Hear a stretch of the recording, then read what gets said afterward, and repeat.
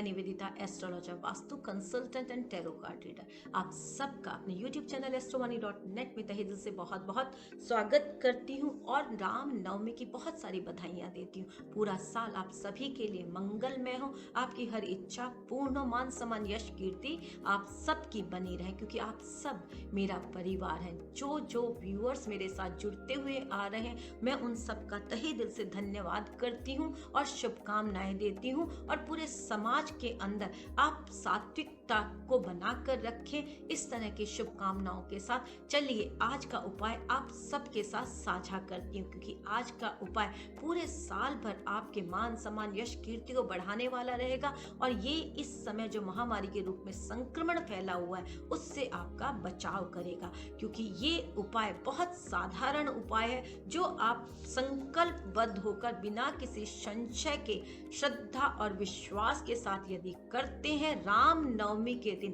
तो फिर ये आपको हर प्रकार से शुभतादायक रहेगा। जी हाँ, क्योंकि रामनवमी केवल रामनवमी नहीं, विशेष दिन हो जाता है। कुंवारी कन्याओं का पूजन करते हैं और ये कुंवारी कन्याएं केवल कन्याएं नहीं, 9 सिद्धियां हैं, 9 देवियां हैं जो 9 शक्तियों के रूप में आप सब में विद्यमान है। क्योंकि जब आप कुमारी पूजन करते हैं तो आप बुद्ध को प्रबल करते हैं, और बुद्ध हमारी बुद्धि, हमारा व्यापार, हमारा वाणिज्य, हमारी सकारात्मकता सबको प्रभावित करता है। तो क्यों ना आज के दिन हम ऐसा कोई उपाय करें जो हमारे पूरे जीवन में सकारात्मकता को लाने वाला रहे।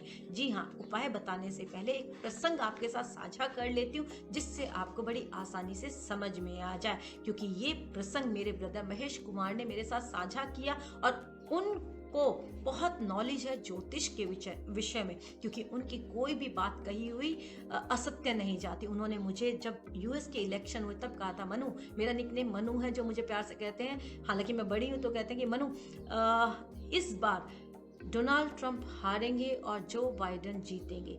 उस समय स्थितियां आई गई हो गई, जिक्र नहीं हुआ, लेकिन अब उन्होंने पुनः मुझे एक उपाय साझा किया तो मैं आपके साथ साझा कर रही हूं। हम दोनों बहन भाई ज्योतिष विषय पर बहुत चर्चा करते हैं। वो छोटा है लेकिन मैं उसे अपना गुरु मानती हूँ ज्योतिष के विषय में, क्योंकि उसे बहुत नॉलेज है और उसकी नॉलेज को मैं डाउट नहीं करती हूँ। तो चलिए आज का उपाय मैं आपके साथ साझा करती हूँ।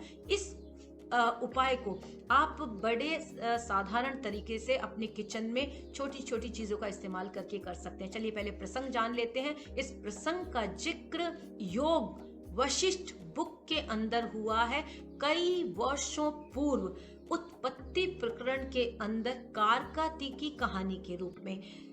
ये एक राक्षसी करकटी की कहानी है जिसके 2 नाम होते हैं, शुचि और विशोचिका, यानी कि शुद्धता और अशुद्धता। जब हम अंधी दौड़ में लग गए हैं तो हमने अपने आप को ही जानना बंद कर दिया है, हमने अपनी शुद्धता को ही खो दिया है, हमने इस परमपिता के अस्तित्व को ही सहेज कर रख पाने में असमर्थ हो रहे हैं। तो यही प्रकरण के अंदर आता है कि आप अपनी सात्विक प्रकृति को कैसे उजागर कर सकते हैं, आप किस तरह से अपने डिजायर्स को फुलफिल कर सकते हैं, आप किस तरह से अच्छे विचारों के साथ समाज के अंदर एक अच्छी स्थिति को लाने वाले हो सकते हैं। क्योंकि डिजायर्स कितनी भी हो उनका कोई अंत नहीं होता है, उनका कोई समापन नहीं है। ये भूख कभी शांत नहीं होती है, और जब ये भूख शांत नहीं होती है तो हम अपने आप को एक उत्तम स्तर तक नहीं ले जा सकते हैं। लेकिन जब हम संतुष्ट हो जाते हैं तो फिर हम अपनी हर विपरीत परिस्थिति को भी अपने अनुकूल कर लेते हैं। जी हाँ दोस्तों, ये करकटी कर्क के रूप में जानी जाती है, जो हमारे को प्रभावित करती है, दिल दिमाग को प्रभावित करती है, हृदय को प्रभावित करती है, सांसों को प्रभावित करती है। ये हमारे ज्योतिषविद वो महान हैं जिन्होंने कितने वर्षों पूर्व इन स्थितियों का अनुमान लगा लिया था कि मनुष्य की ये गति होने वाली है। हम अपने बड़ों की बातों को महत्व नहीं देते, लेकिन देना चाहिए, क्योंकि वो जो कह रहे हैं वो सत्य है, उनका अनुभव बोल रहा है, वो एक्सपीरियंस है लाइफ के बारे में। इसलिए इसलिए उनकी आज्ञा का पालन करें, क्योंकि कहीं ना कहीं वो हमें सत्यता से अवगत कराना चाहते हैं। चलिए उपाय आपके साथ साझा करती हूँ। इस उपाय को आप पूरी सात्विकता के साथ, पूरी शुद्धता के साथ जरूर करें, पूरे संकल्प के साथ करें।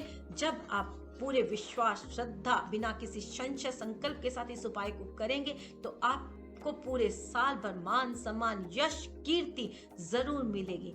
आपके घर में सुख, शांति, समृद्धि विद्यमान रहेगी और ये जो महामारी के रूप में संक्रमण फैला हुआ है ये आपको छू भी नहीं पाएगा।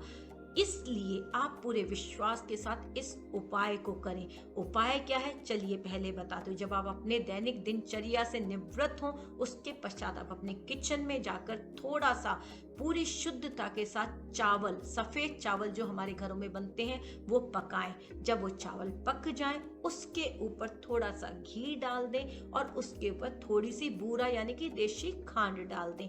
इस भोज्य पदार्थ को आप अपने पूजा स्थान पर लेकर जाएं और अपने उल्टे हाथ में उस पात्र को रखें। पात्र कोई भी हो सकता है, ऐसा नहीं कि मेरे पास ये है और ये नहीं। पूरा विश्वास होना चाहिए आपके घर में, आपकी सामर्थ्य के अनुसार जो भी स्थिति उपलब्ध है आप उसमें उस खाद्य पदार्थ को भर लें।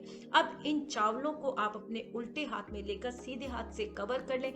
कि अब बहुत सारे लोगों का ये प्रश्न हो सकता है कि उल्टे में क्यों, सीधे में क्यों नहीं। जी हाँ, ये हाथ हमारे हार्ट से कनेक्ट होता है और ये हमारी आत्मा की, सूर्य की उंगली हो जाती है। जब हम इस हाथ को इसके साथ कनेक्ट कर देते हैं, ये पूर्व और ये हमारा भविष्य, हम जब इसको इस तरह से कवर करते हैं और संकल्पबद्ध होकर हम इस मंत्र का उच्चारण करते हैं, ओम करकटी देवी शुचि स्वरूपा ब्रह्म तपस्विनी, आपको कोटि कोटि प्रणाम करती हूँ। मेरे परिवार की रक्षा करो, मान सम्मान यश कीर्ति बनाकर रखो और किसी भी तरह की जो भूख है उसे शांत करो।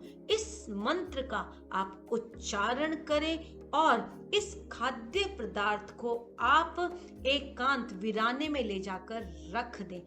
अगर आप वीराने में एकांत में नहीं जा सकते तो पीपल के वृक्ष के नीचे रख दें।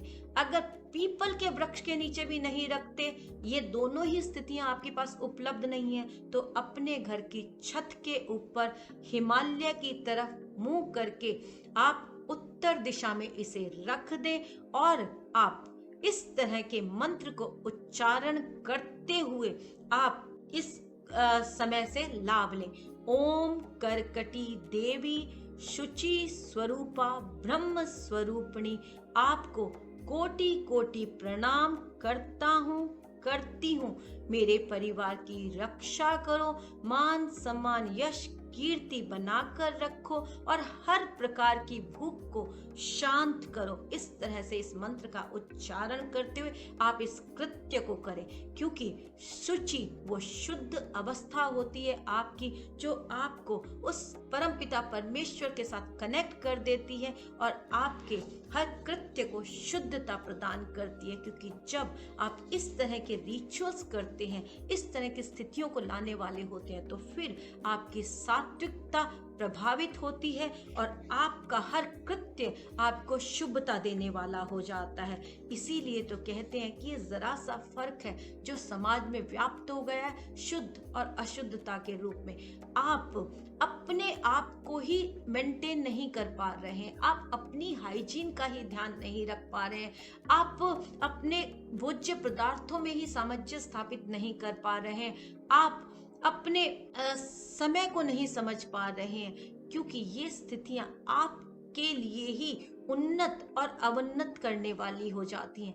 इसलिए अपने आप को समझें, अपने रिचुअल्स को पहचानें। आप किसी भी सभ्यता, संस्कृति, रिचुअल से हो सकते हैं, किसी भी धर्म से हो सकते हैं, बस जरूरी है कि आप अपनी परंपराओं को फॉलो करते हुए आगे बढ़ें और अपने लिटरेचर का अध्ययन जरूर करें, क्योंकि जो लिटरेचर होता है वो हमारे पूर्व के साथ हमें कनेक्ट कर देता है, हमारी स्थितियों को उन्नत कर देता है। अंधी दौड़ में ना भागें, समय को समझते हुए अपने आप को ट्रांसफॉर्म करें, और ये ट्रांसफॉर्मेशन पॉजिटिव होना चाहिए, नेगेटिव नहीं। बस इस बात का ध्यान रखें, और जब आप इस कृत्य को कर लेते हैं उसके पश्चात आप अपने घर में आकर स्नान कर लें, हाथ पैरों को धुल लें, और उसके पश्चात आप अपने घर में कुंवारी कन्याओं का पूजन करें पूरे श्रद्धा विश्वास, बिना किसी संशय के साथ, संकल्पबद्ध होके। आप देखेंगे कि आपका पूरा साल सुखद स्थितियों को लाने वाला है, और साथ में